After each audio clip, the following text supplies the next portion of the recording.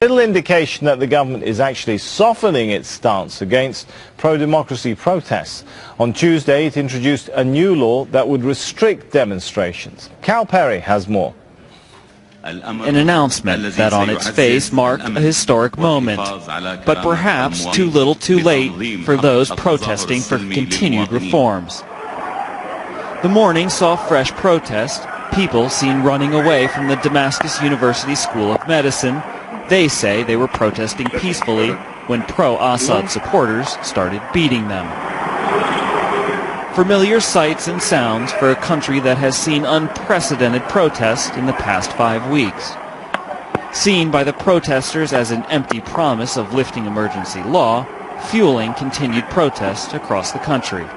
Late in the afternoon on Tuesday, word spread. The cabinet had met and decided to officially lift the state of emergency. After 48 years, April 19th, now perhaps a historic day in Syria. But still the protests and clashes continue. The question on the streets, with the state of emergency law lifted, what laws will replace it? And will those laws have the same restrictions attached to them? Earlier in the day, the Interior Minister warned people not to take to the streets, saying that the government security forces will not stand for further protests. But the demonstrations seem to carry on, a cycle that seems impossible to break.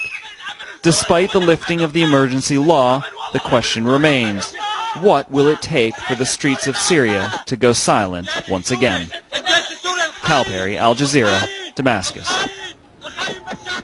Well, Heytham Manai is a co-founder of the Arab Commission for Human Rights. He joins me live now from Paris. Thanks so much for being with us. What do you think? Will the lifting of emergency laws be enough to meet demands of the protesters? No, I don't think so. First of all, from a human rights defenders' point of view, it must be completed immediately by an amnesty, by a general amnesty. It is very necessary to make it clear what about all victims of the state of emergency in 48 years. The actual end of state of emergency don't give us any significant answer about their situation, their privation of political and civil rights, about political detainees, about all of exiled people which are for political reasons under the state of emergency. For a good answer to these questions, a general amnesty is very necessary now. And even without emergency laws, security forces seem to have a lot of powers, even under, I guess if you could call them, the regular laws, don't they? And an example might be the arrest of Mahmoud Isa, the opposition figure today. You know, Mahmoud Isa was arrested first of all in 1992. He's still in prison 10 years. And after he went to prison in 2006, and he's still in prison in the second time 3 years. 13 years from his life in prison, and now they arrest him again after the end of the state of emergency. It is incredible.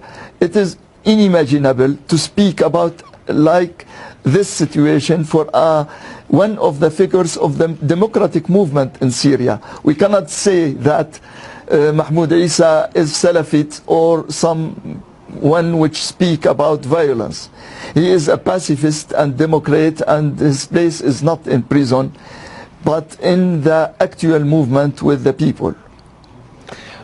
Let's take a step back and look at what happened. We've seen other regimes crumble, but that doesn't seem to be happening, does it, in Syria right now, even though the protests seem to be going on?